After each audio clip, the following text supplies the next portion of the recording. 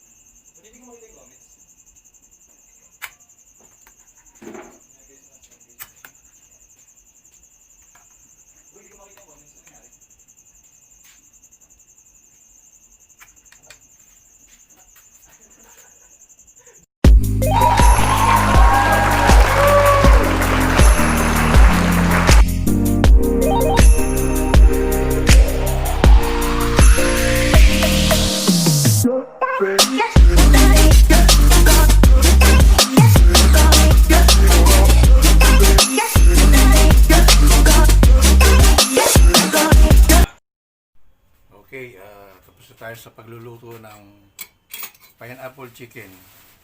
Katulad din sinabi ko sa inyo kanina, may panibagong twist ulit sa pagluluto natin ng pineapple chicken. O tinatawag nilang pininyang manok. Ang nangyayari, binabad ko muna o minarinate ko muna ang manok within half day. At pagkatapos, pinirito natin siya. At pagkatapos niya pinirito, at saka natin siya iginisa. So, ganun lang kasimple. So, panibagong twist at panibagong pag-iisip na naman. Kaya kailangan huwag kakalimutan mag-subscribe, mag-like, at pindutin ang bell para sa notification ng bagong video.